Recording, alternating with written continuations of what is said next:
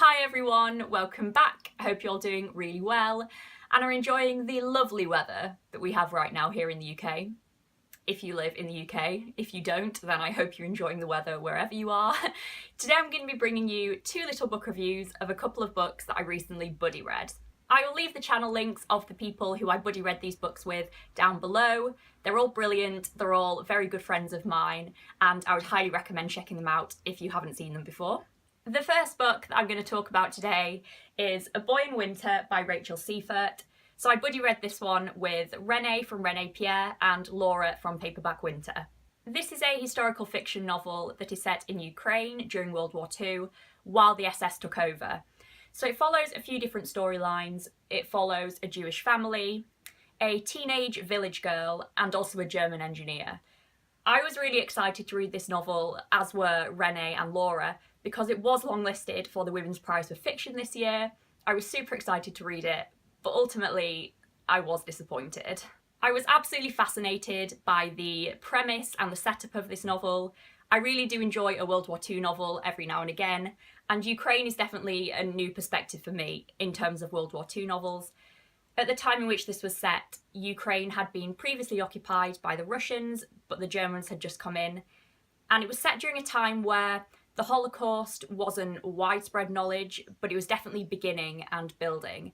And I think this is just a really interesting time frame to focus in on. And the structuring of this novel is just genius as well, in my opinion. It takes place over only 3 days after the SS have invaded. And I love the idea of a novel really focusing in on such a small time frame. So let's start by talking about the writing in this novel. The writing in this novel is extremely strange, and it hit me straight away. And that's not to say that it's particularly unusual or experimental in any way at all. It's just very plain.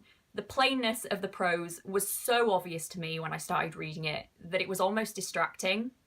And Renee said a similar thing. He said the writing was so simple that it just wasn't doing anything for him at all, and it wasn't keeping him engaged.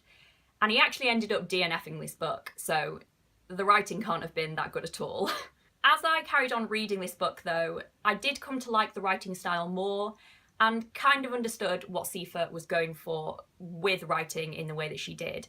So even though it wasn't my preferred style of writing, I typically like something a bit more lyrical or detailed or experimental maybe. I do think it suited the book. Seifert was just saying what happened and not doing anything else. And this kind of not overdone style was the right choice, I think, for this novel. The fact that the writing in this novel wasn't particularly grandiose in any way, in the way that the subject matter certainly is, was actually quite clever and interesting. So Seifert was clearly just trying to present the characters in this novel as ordinary people who are living their ordinary individual day-to-day lives. And of course the people in this novel didn't realise the scale of what was happening at the time and how it would reverberate through history and be told time and time again. And that really is reflected in the writing style, that these people are just trying to live their day-to-day lives and are taking everything as it comes. The characters in this novel were, however, a really big disappointment for me. So, as I've already mentioned in a couple of other videos, character is usually my favourite element of a novel, and if I can't connect with characters in a novel, it usually hinders my whole reading experience quite a lot, and that is certainly what happened here. As I was reading, I just found myself wanting so much more from the characters, basically on every page. Like I've already said, this novel focuses on 3 main groups of people, and I do absolutely love this idea. I like the idea of lots of different people experiencing the same things, but in very different ways. But in this novel, Seifert was clearly just trying to give rough sketches of all these different characters, and I found that really frustrating. It's a very short novel, and I just feel like there was not nearly enough room to get to know all of these many different characters that Seifert created well enough. I just wanted so much more of an emotional connection with the characters in this novel, and I think that was basically my biggest problem with it. Because of the lack of emotional connection, I actually found that points in the book that were clearly meant to be really emotional and really impactful were basically not either of those things, which was a massive shame. I found the book emotional because the subject matter is emotional, but that's emotional anyway, without Seifert even writing this book. Don't get me wrong, I did think this novel was very good in a lot of ways, and I did really enjoy the reading experience of it, and I got through it quite fast, so that must say something. But I just didn't find it to be brilliant in any way. So the writing is good, and I think it suited the subject matter, but I wasn't blown away by it. The characters were really interesting, their perspectives were really good, but I couldn't connect with any of them. And I just don't think it stood out as being a particularly unique World War II novel either. So as you can probably tell, I have quite mixed feelings about this one. René had less mixed feelings. As I've already said, he DNF'd this before he even got to the 100-page mark. The characters were a real problem for him as well. He just felt like he couldn't connect with them at all, and he wasn't invested in their stories. And that just made the reading experience really boring for him, which I can totally see. Laura, like me, had more mixed feelings. She liked certain elements of it and she really didn't like others, and basically just thought that Sifa managed to make this really tragic and impactful time in history basically a boring story, which is quite a feat. So I wouldn't say that there's anything massively special about this novel, but maybe if you are in the mood for a World War II novel, then I would say pick it up. Like I said, I flew through it and it's not long at all. And it is interesting reading from the perspective of people living in Ukraine. So overall, it wasn't amazing, it wasn't terrible, it had its strong points, and it also definitely failed for me in a lot of ways. And ultimately, I gave this one a 3 out of 5 stars. The next book that I'm going to talk about today is How to Be Both by Ali Smith. So I buddy read this one with my friend Jason over at Chapter and Verse, and we decided to read this one together because we felt like the only two literary fiction loving people on BookTube who had never read any Ali Smith before. So we decided to sort that out together. So this novel is told in 2 parts. One of the parts follows a teenage girl in modern day, as she's recently just lost her mother, and the other part follows a Renaissance artist in the 1400s. And depending on which copy of this book you pick up at random determines which part of the novel you get to read first, which I think is just such a cool idea. So I was really excited to read this one. Ali Smith is clearly so acclaimed and so popular everywhere, both on BookTube and off BookTube, and this one in particular has won a lot of awards.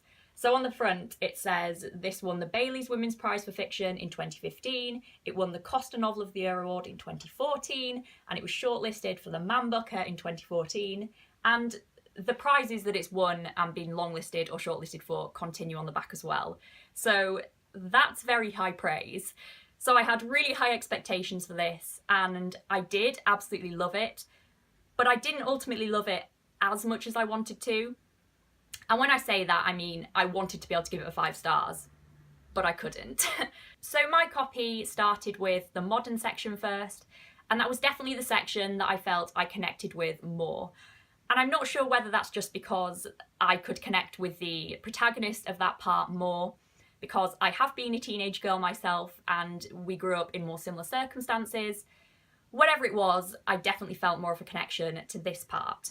In this part, George's mother has just passed away and George is left with her younger brother and her very emotionally distant father. So George is often looking back on times with her mother and remembering discussions she's had with her mother. And their most recent trip was to Italy. And George thinks back on this quite a lot when they went to go and see some artwork that her mum really loved. So in this part, themes explored are sexuality and love and grief and art as well. In the second section of this novel, which I've already said I connected with less, the writing is much more poetic and jumps around a lot more, and ultimately I just found it a bit harder to follow and to understand what was going on. Although I really did like the feel of this half. I really enjoyed the time setting in which it was set, and the writing managed to create a really great atmosphere. What stood out most to me in the second part of this novel was the wonderful vivid imagery. So as you'd expect in the second part of this novel, there is a lot of descriptions of paintings, and in these paintings there is a lot of colour and nature and food and mythical figures. and the writing was just incredibly rich. The second part of this novel also basically just explores all the same themes that were explored in the first part, but in very different ways, which was very clever and very interesting to see. Gender and sexuality was one that was particularly interesting to me. So in the first part, George is a girl but has a boy's name, and she's only just starting to explore her sexuality. And in the second part, Francesco is a girl but dresses as a boy. I really loved seeing the ways that these two halves linked with each other. They definitely spoke to each other across like 6 generations, which was really cool, and explored the same themes but so far apart, and that was really incredible to see. I was hoping to see more parallels between the two halves, but I think that's more on me than on Ali Smith. I'm sure that there was a lot more intricacies in there that basically just went over my head, and I could tell at parts I just wasn't really understanding exactly what was going on. So I'm sure that was more on me, and maybe if I reread this at some point, I'd get more out of it. Also, I'm sure that if you got the other copy of this book where the parts were flipped round, that would make for an entirely different reading experience as well. Jason's copy of this book is actually the same way round as mine, so I'll be really interested to hear how he thinks that impacted his reading experience. But more than anything, I think the writing in this novel was just absolutely brilliant. I'd heard that Ali Smith is very playful with her language and hides lots of layers of meanings in her prose, and I could definitely see that. The writing was just so inventive and playful, and it really came alive while I was reading. I almost felt like it was jumping off the page at me. So overall, I'd say there is so much to this novel, and it is certainly worth a read if you love literary fiction and you've never read any Ali Smith before. Unfortunately, I didn't feel like I could 100% connect with this novel because I think quite a lot of it went over my head. I felt like some of it I just wasn't really getting, and there was so much to it that I just couldn't really appreciate. So while I didn't absolutely fall in love with this novel in particular, I definitely fell in love with Ali Smith as a writer, and I'll definitely be picking up more work by her in the future. So I thought that this was fantastic, and there is so much to appreciate in it, and I think it might be one that I'll reread at some point. So overall, on this reading, I gave this one a 4 out of 5 stars. So those are my thoughts on 2 books that I buddy read recently. If you've read either of these books, I would absolutely love to know what you thought of them. Did we agree, or did you have different views? Please be sure to let me know down below in the comments. So thank you so much for watching, as always, and I really hope you enjoyed these reviews that were a little bit more in-depth than what I usually do in my recent reads videos.